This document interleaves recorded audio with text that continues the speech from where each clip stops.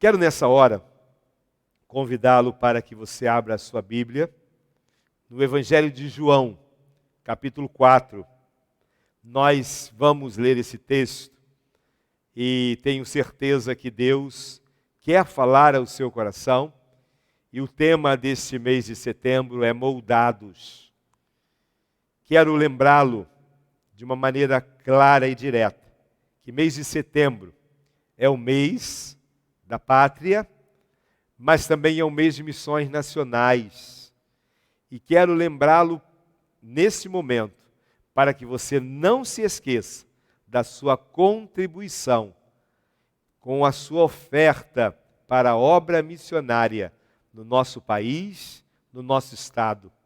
Quero lembrá-lo para que você seja, nesse tempo, um ofertante, para que o Brasil seja alcançado através dos muitos projetos que temos dentro da obra missionária, através da Junta de Missões Nacionais, para que você seja um mantenedor desta obra. Que Deus possa estar lhe abençoando. No texto, então, de João, capítulo 4, Jesus ele está, nesse momento, voltando, após um momento em que ele estava conversando com um grupo de judeus, com um grupo de fariseus, e aí algumas pessoas estavam ali, questionando sobre os seus ensinos. E a palavra de Deus diz então que ele deixou a Judéia e ele precisava ir para a Galiléia. Mas era necessário que ele passasse naquele momento por Samaria. Mas ele já estava cansado e os seus discípulos foram buscar alimento, comprar alimentos, e ele então naquele momento está ali e ele se senta próximo ao poço. E aquele poço era um poço que tinha sido, na verdade, furado na época por Jacó. E aí então esse poço até então era a manutenção para todo o seu povo, para todo aquele povo. E diz a palavra de Deus que enquanto Jesus está ali, com o sol muito quente, chega uma mulher samaritana. E é interessante que as mulheres e os homens de Samaria, eles não se comunicavam com os judeus. Havia uma inimizade, porque os judeus achavam que os samaritanos eram, na verdade, uma raça misturada, não era uma raça pura, não era uma raça judaica, não tinha sangue de judeu na veia, era uma mistura. E ali então existia uma inimizade, porque eles se viam como pessoas indignas. Os judeus assim consideravam. E Jesus está sentado ali. Chega uma mulher samaritana. E diz a palavra de Deus que aquela mulher, quando ela vai se aproximando, Jesus diz para ela: dá-me de beber. Se fosse hoje, Jesus teria dito: me dê um copo de água, por favor. E a pergunta, então, daquela mulher é uma pergunta que estranha a realidade. E a pergunta é: como que o Senhor, sendo judeu, fala comigo, sendo samaritana, e ainda me pede água? E diz a palavra de Deus, e você pode conferir aí, que Jesus então diz para ela: olha, se você soubesse quem fala com você, você pediria água e ele te daria água da vida. E aí então naquele momento ela pensa que a água da vida é aquela água que fluía do fundo, que fazia com que o poço se enchesse, a água viva, que alguns chamam de olho d'água. E aí ela diz: mas como água da vida? Porque é muito fundo o poço. E o Senhor, eu não estou vendo nem corda e nem balde para que o Senhor pegue dessa água. E Jesus disse: todo aquele que beber de mim não terá mais sede. Quem bebe dessa água volta a ter sede. Mas quem beber da água da vida nunca mais voltará a ter sede. E ela então vê que ali estava uma solução. Porque ela ia todos os dias buscar água ali. Imagina não ter mais essa necessidade. E ela diz: Senhor, então me dá dessa água para que eu beba. E Jesus então diz: olha, vai lá chamar seu marido. E ela então naquele momento para, silencia e diz: eu não tenho marido. E Jesus então diz para ela assim: você disse bem, porque você já teve 5 e o que está com você não é teu. E aí então ela fica ali olhando e diz: Senhor, vejo que és profeta. E eu pergunto para o Senhor, onde que começa, ou seja, onde é a verdadeira adoração? É aqui no Monte Sicar? Nas herdades onde temos? Ou é lá em Jerusalém?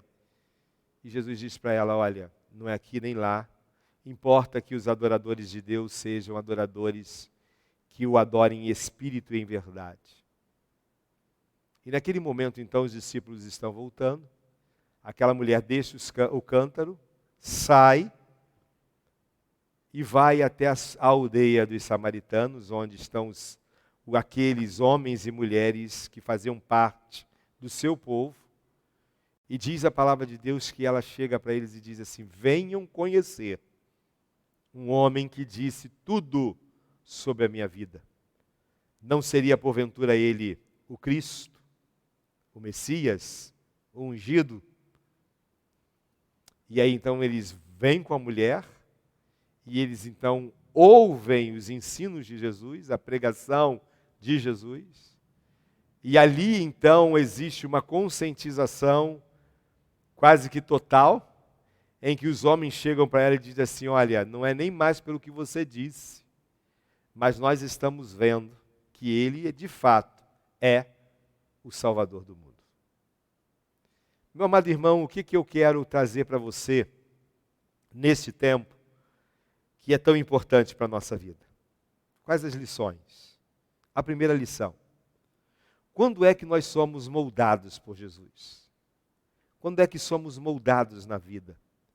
Somos moldados por Jesus quando confessamos ao Senhor na consciência de quem Ele é. Quando aquela mulher descobre que ela estava diante de alguém tão sério, tão verdadeiro, e que oferecia para ela algo muito especial, que era a água da vida, ela teve vontade de beber, mas ela não conseguiu mentir. Quando o Senhor Jesus pergunta para ela: vai lá e convide seu marido para vir beber. Ela disse: eu não tenho marido. Ela poderia dar muitas desculpas. Ela poderia falar muitas coisas. Ela poderia dizer assim: meus relacionamentos não deram certo, e culpar todas as pessoas. Mas ela vai dizer para Jesus o seguinte: olha, eu não tenho marido. O que ela estava fazendo ali? Ela estava confessando diante da realidade de que ela conhecia que aquele que falava com ela era um homem especial. Era alguém que ela poderia, naquele momento, de alguma forma, se apresentar de maneira real, clara e transparente. Para sermos moldados por Jesus, a gente precisa abrir nosso coração para o Senhor. Se de fato você quer ser usado pelo Senhor, moldado pelo Senhor, abra seu coração e apresente a Deus as suas fraquezas e fracassos. Abra seu coração e confesse para Jesus tudo aquilo que Ele precisa, de alguma maneira, trabalhar na sua vida e na sua história. Não que Ele não saiba, Ele sabe.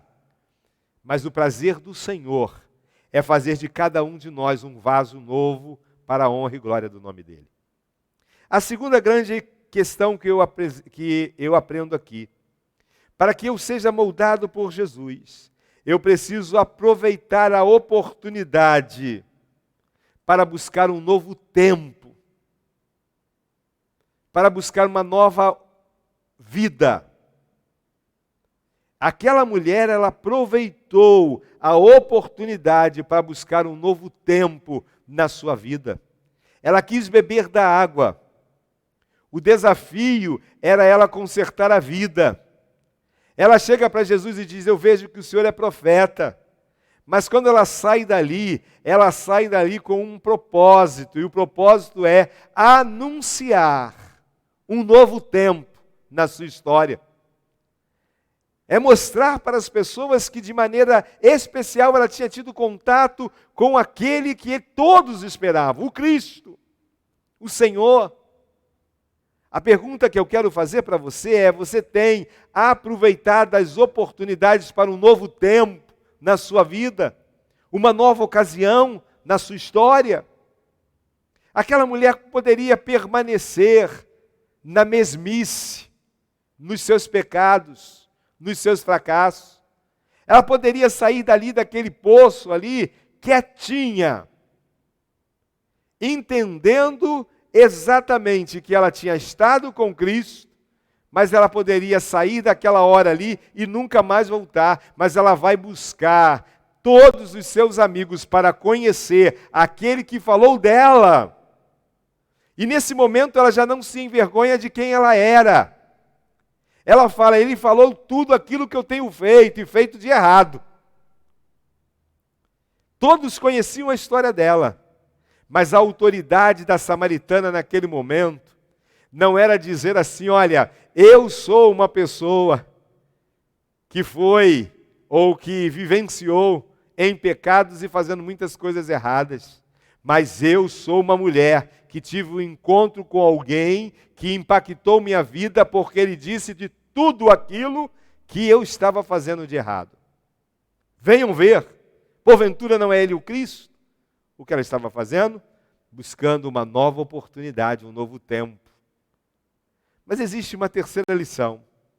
E a terceira lição é que nós, moldados por Jesus, precisamos estabelecer prioridades em nossas vidas, onde é necessário sermos capazes de abrirmos mão de algumas coisas que fazem parte da nossa rotina de vida. Mas para que serve uma agenda? Para que serve, meu irmão, as suas muitas ocupações, se não for para a glória de Deus? Para que serve? Aquela mulher, ela estabeleceu uma prioridade. A prioridade foi dar o primeiro lugar a Jesus e falar das coisas que Jesus poderia realizar na vida dela e na vida dos outros. Diz o texto que ela deixou ali o seu cântaro. O cântaro era o objeto da rotina. O cântaro era a sua agenda. O cântaro eram os seus compromissos. Preste atenção nisso. O cântaro talvez fosse o sofazinho dela. Todos os dias ela fazia a mesma coisa. Quase que meio-dia saía ela. E lá ia buscar água, encher os potes, ter toda a provisão de água na sua casa. Todos os dias ela fazia isso. Mas naquele dia, ela entendeu que ela precisava estabelecer prioridades.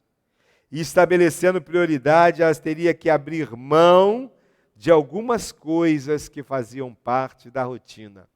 O cântaro. O cântaro. Ela deixa o cântaro e ela vai anunciar aos seus amigos, ao seu povo, à aldeia dos samaritanos, que ela estava ali. E naquele momento ela tinha tido a alegria de ter um encontro com Cristo, que falou sobre toda a sua vida. A pergunta que eu quero fazer para você é: e o seu cântaro? O que é o seu cântaro? Será que o seu cântaro é o sofá agora?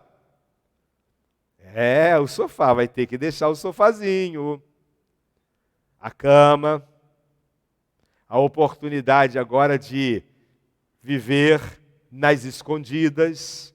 Enquanto foi possível o slogan "Fique em casa", nós ficamos em casa. Mas agora é tempo de se levantar, porque há pessoas esperando a manifestação dos filhos de Deus. O cântaro é necessário ser deixado, e Cristo precisa ser anunciado. O cântaro precisa ser deixado, missões nacionais precisam acontecer, o cântaro precisa ser deixado, e vidas precisam ser salvas. A pergunta é: será que somos capazes de deixarmos o nosso cântaro como aquela mulher? Aquilo era uma prioridade, mas agora ela muda a visão de prioridade, e o foco dela é falar de alguém que falou sobre ela, que falou dela, e que estava de alguma maneira ensinando sobre a adoração. Importa que os que adoram a Deus o adorem em espírito e em verdade. Em último lugar, nós precisamos entender que somos recompensados com a alegria de ser um instrumento. Você tem alegria por ser um instrumento de Jesus? Você tem alegria de saber que, através de você, algo novo acontece na vida de alguém? Aquela mulher, ela não participou de nenhum treinamento, ela não participou de nenhum discipulado, mas ela se torna um discípulo. Ela não participou de nenhum culto, mas ela agora adora através da proclamação. Ela vai na aldeia, ela leva todos, e eu imagino que quando ela chega com todos, e todos curiosos ali, ela possivelmente começa a dizer assim, escutem o que ele está falando. E Jesus começa a falar, e ela então diz naquele momento, e daí? E os seus amigos, o seu povo, vai dizer, já não é mais pelo que você disse, mas nós já temos certeza que Ele é o Salvador do mundo. Você já pensou que alegria que aquela mulher foi invadida? De saber que o simples fato de ir lá, de anunciar, ela estava trazendo o Evangelho na história daquele povo. Porque o Evangelho são boas novas. A palavra Evangelho significa boas notícias. E a pergunta que eu quero fazer para você: você se vê recompensado por ser um proclamador, profeta do Evangelho que é Cristo, dessa boa notícia de salvação? Imagina você, todos que ali estavam, diz o versículo de número 42, que todos que ali estavam, diziam à mulher, já não é pelo que você disse que nós cremos, nós já ouvimos e nós já sabemos que este é verdadeiramente Cristo, o Salvador do mundo. Que privilégio, que obra missionária, que mulher. Apesar de todos os seus erros, ela agora é uma pessoa transformada pelo poder, missionária de Deus, usada através da obra que acontece na sua vida de convicção, de conversão, de chamada para anunciar as grandes maravilhas de Deus, o Cristo. Que nesta noite, você e eu, sejamos capazes de deixarmos os cântaros e anunciarmos Cristo.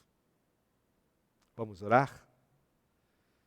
Muito obrigado, Senhor, porque estamos aqui nesta noite, nesta quarta-feira, celebrando ao Senhor, orando ao Senhor e deixando, ó Deus, em cada coração a palavra do Senhor. eu te peço que, em nome de Jesus, nesta noite, o Senhor invada o nosso coração, nossa vida, nos coloque de pé, nos faça entender os grandes projetos.